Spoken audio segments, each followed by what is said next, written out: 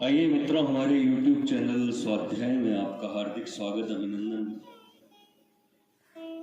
आज हम आपके लिए लेकर आए हैं महात्याग इस शीर्षक पर प्रेरणादायक ज्ञानवर्धक ज्ञान चर्चा। अगर आपने हमारे चैनल को लाइक और सब्सक्राइब नहीं किया है तो आपसे निवेदन है, कृपया चैनल को लाइक और सब्सक्राइब अवश्य करें। यह तो सभी मानते हैं कि प्रत्येक व्यक्ति रंग से लेकर राजा तक, मूर्ख से महान विद्वान तक तथा विषय वासना में फंसे हुए पुरुषों से लेकर महान से महान योगी सन्यासी तक सभी आनंद की प्राप्ति चाहते हैं तथा मरना कोई नहीं चाहते, सदा जीते रहने की ही इच्छा करते हैं। इस प्रकार मनुष्य मात्र का उद्देश्य एक ही दिख पड़ता है। हाँ, उसकी प्राप्ति के लिए साधन में भेद अवश्य पाया जाता है। अधिकांश मनुष्य इस आनंद को बाह्य विषयों में खोजते हैं और जब उसमें उन्हें शांति नहीं मिलती तब समझते हैं कि और अधिक मिलने से शांति की प्राप्ति होगी। इसी प्रकार आनंद के लिए वह अधिक से अधिक विषयों की चाहना में यत्न करते रहते हैं। यद्यपि उनका यह सुख का अन्वेषण निरंतर जारी रहता है, तथापि विषयों में सुख का अस्तित्व न रहने के कारण किसी को भी अधिकाधिक विषयों के प्राप्त होने पर भी शांति नहीं मिलती। यथार्थ आनंद तो आत्मा का स्वरूप है, परंतु किसी इच्छित विषय की प्राप्ति से जब चित्त किंचित काल के लिए एकाग्र हो जाता है और उस एकाग्रता से जब वृत्ति अंतर्मुखी हो जाती है तो अभ्यंतरस्थ आत्मा के आनंद की एक किरण का प्रतिबिंब उसको प्राप्त होता है। उसे पुरुष यह नहीं समझता कि वह आत्मा से ही प्राप्त होता है, बल्कि उसे विषयों की प्राप्ति के द्वारा प्राप्त हुआ समझ वह बारंबार उन्हीं की ओर दौड़ता है। इस प्रकार विषयों में आनंद की खोज जारी रहती है। इस आनंद के तारतम्य का वर्णन श्रुति में भी आता है। सब धन धान्य से पूर्ण पृथ्वी का राज्य एक मनुष्य का आनंद है। इस प्रकार के आनंद से 100 गुणा आनंद मनुष्य गंधर्व का आनंद है, उससे 100 गुणा आनंद देव गंधर्व का आनंद है, उससे 100 गुणा आनंद पितरों का है। इसी प्रकार उत्तरोत्तर आजानज देव, कर्मदेव, देव, इंद्र, बृहस्पति, प्रजापति तथा प्रजापति के आनंद से 100 गुणा आनंद ब्रह्मानंद है, जो पूर्ण आनंद है।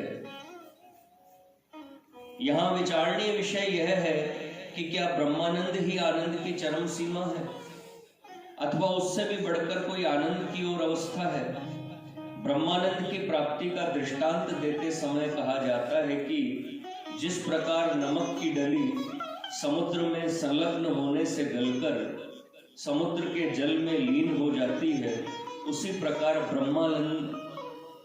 ब्रह्मानंद में लीन होने पर जीवात्मा की दशा होती है, उसका पृथक अस्तित्व नहीं रहता, वह ब्रह्ममय हो जाता है। परंतु हम देखते हैं कि ब्रह्म ऋषिगण इस ब्रह्मानंद में लीन होने की योग्यता पाकर भी इस आनंद का त्याग करते हैं और ब्रह्म में लीन नहीं होते, क्योंकि यदि वे लीन हो जाते तो उनके अस्तित्व का अभाव हो जाता। परंतु ब्रह्म ऋषिगण तीनों काल में विद्यमान रहते हैं। इससे ज्ञात होता है कि वे ब्रह्मानंद को प्राप्त होकर भी उसमें लीन नहीं होते, बल्कि उसका त्याग कर देते हैं।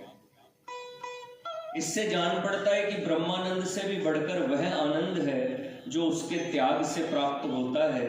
यही त्याग महात्याग है। यह महात्याग ब्रह्मानंद से भी श्रेष्ठ इसलिए कहा जाता है कि ब्रह्मानंद का आनंद तो उसी पुरुष को प्राप्त होता है जो उसमें लीन होता है, परंतु उसका त्याग करने वाला त्यागी महापुरुष संसार के कल्याण के कार्य में लगता है। इस प्रकार वह अकेले आनंद के उपभोग करने के बदले अनेकों का कल्याण साधन कर उन्हें आनंदित करता है। ऋषियों का यही मुख्य कर्म भी है। अतः दूसरों के कष्ट दूर करना और उनके आनंद की प्राप्ति में सहायक होना ब्रह्मानंद के आनंद से भी अधिक आनंददायक है। स्वयं आनंद भोगने की अपेक्षा दूसरों को आनंदित करने से जो आनंद मिलता है वह श्रेष्ठ है। संसार के लिए ऋषियों के ब्रह्मानंद के त्याग का परिणाम यह हुआ कि ऋषियों की दिव्य दृष्टि के द्वारा वेद मंत्र प्रकट हुए, उनका विभाग किया गया। स्मृति, दर्शन, पुराण, तंत्र आदि पराविद्या की सामग्री तथा व्याकरण, ज्योतिष, आयुर्वेद, कला शास्त्र आदि अपराविद्या की सामग्री की रचना हुई और उनका प्रचार किया गया। इसीलिए प्रत्येक द्विज ऋषियों का ऋणी है और वह ऋण ब्रह्म यज्ञ द्वारा चुकाना नित्य कर्मों में आ गया है। यह ज्ञान प्रचार का काम इसीलिए परमोत्तम समझा जाता है क्योंकि यह श्री भगवान की साक्षात परम प्रिय सेवा है। यह श्री भगवान का अपना कार्य है जिसमें वह सदा सर्वदा लगे रहते हैं। इसी अवस्था को पराभक्ति की प्राप्ति कहते हैं और इसी कारण गीता कहती है कि त्यागाच्छानन्तिरनन्तरम, त्याग से शांति मिलती है। त्यागाच्छानन्तिरनन्तरम, यहाँ त्याग का अभिप्राय ब्रह्मानंद अथवा मोक्ष के त्याग से ही है। जो संसार के हित की दृष्टि से श्री भगवान की सेवा के निमित्त किया जाता है, वह स्वयं श्री भगवान विश्व हित के कार्य में नियुक्त है, तब ब्रह्मानंद के उपभोग में पड़े रहना भक्ति भाव के विरुद्ध है। श्रीमद् भागवत में है कि मेरे भक्त सालोक्य, सामीप्य, सायुज्य तथा सारूप्य मुक्ति को देने पर भी मेरी सेवा छोड़कर उन्हें नहीं ग्रहण करते। इसी अवस्था को यथार्थ शरणागत भाव कहते हैं और इसी कारण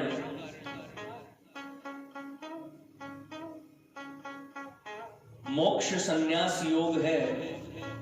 आत्मानंद के अनुभव से भी चित्त उब सकता है और इसी कारण समाधि से भी उठना होता है। परंतु यह महात्याग ऐसा है कि चाहे जितना अधिक और जितने समय तक इसकी साधना की जाए, शांति की मात्रा बढ़ती ही जाती है और कभी चित्त उबता नहीं, क्योंकि इसमें भगवान को नित्य सेवा का अनुराग बढ़ता ही जाता है। इस महात्याग का साधन भी त्याग है और परिणाम भी त्याग ही है। इस मार्ग के पथिक निरंतर निस्वार्थ भाव से परहित साधन में उसे भगवत सेवा समझ लगे रहते हैं। वे इस विश्व को भगवत रूप समझ विश्व हित कार्य की भगवत सेवा मानकर परम निरहंकार और निर्मम भाव से करते रहते हैं और सेवा करने की अपनी शक्ति को भी भगवान की ही शक्ति समझते हैं। परिणाम यह होता है कि ऐसे भक्त और श्री भगवान में ऐसी घनिष्ठ एकता स्थापित हो जाती है कि सिद्धावस्था में भक्त केवल निमित्त मात्र बन जाता है और तब श्री भगवान स्वयं उसके द्वारा जगत के हित का कार्य संपादन करते हैं। इसी अवस्था को लक्ष्य कर श्री भगवान ने अर्जुन से कहा था, निमित्त मात्रम भव सव्य साचिन। हे अर्जुन, तू केवल निमित्त मात्र बन जा। इसी कारण श्री भगवान का कहना है कि मैं अपने भक्त का दास हूँ और भक्त द्वारा बद्ध हो जाता हूँ। ऐसे त्यागी भक्त जो अपनी भक्ति के बल से संसार का धारण और रक्षण करते हैं, उनका जीवन धन्य है। यही महात्याग श्री राधा भाव है, जिसको श्री राम राय के संवाद में श्री महाप्रभु ने सर्वोच्च भाव बतलाया है। ब्रह्म ने अपने ब्रह्मानंद को त्याग कर अपने को मायाबद्ध सा कर जो त्याग किया, वही संसार का कारण है।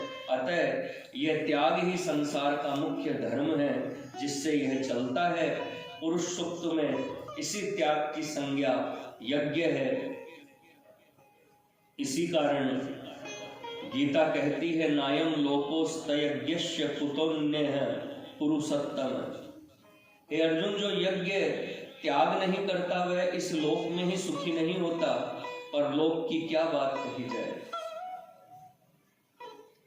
यथार्थ वैदिक यज्ञ भी संसार के कल्याण के निमित्त यज्ञ पुरुष परमात्मा की सेवा की भांति उनके निमित्त स्वार्थ का त्याग कर परार्थ सेवा करना ही है, जिसका दिग्दर्शन गीता के 3 और 4 अध्याय में है। इस महात्याग के द्वारा ही अमृतत्व पद की प्राप्ति भी होती है। ऐसा महात्यागी भक्त जो विश्व हित की भगवत सेवा के निमित्त वर्तमान रहता है, श्री भगवान से अभिन्न और एकत्व प्राप्त करके तथा उनके दिव्य गुण, ऐश्वर्य और सामर्थ्य का अपने द्वारा प्रकाश करते हुए भी अपने अस्तित्व का लोप नहीं करता। वह श्री चैतन्य महाप्रभु के सिद्धांतानुसार नित्य श्री कृष्ण दास बना रहता है। श्री भगवान के साथ परम एकत्व प्राप्त होने पर भी इस सेव्य सेवक भाव का कदापि लोप नहीं होता। इस मार्ग की साधना में प्रारंभ से ही विश्व हित निमित्त निस्वार्थ भगवत सेवा की प्रधानता रहती है, और यह सेवा किसी स्वार्थ कामना से नहीं बल्कि निस्वार्थ भगवत प्रेम की प्रेरणा से ही होती है। इस मार्ग के पथ प्रदर्शक सद्गुरु वे जीवन मुक्त महर्षि हैं, जो इस परम पावन श्री भगवत प्रेम के कारण मोक्ष को त्याग कर विश्व हित सेवा में प्रवृत्त रहते हैं। ऐसे सद्गुरु उन्हीं साधकों को प्राप्त होते हैं जो इस महात्याग पथ के सच्चे पथिक हैं और इस त्याग के प्रेम व्रत के व्रती हैं। मित्रों, यह थी महात्याग इस शीर्षक पर प्रेरणादायक ज्ञानवर्धक ज्ञान चर्चा। अगर आपको हमारा चैनल पसंद आए तो इसे लाइक और सब्सक्राइब अवश्य करें। धन्यवाद।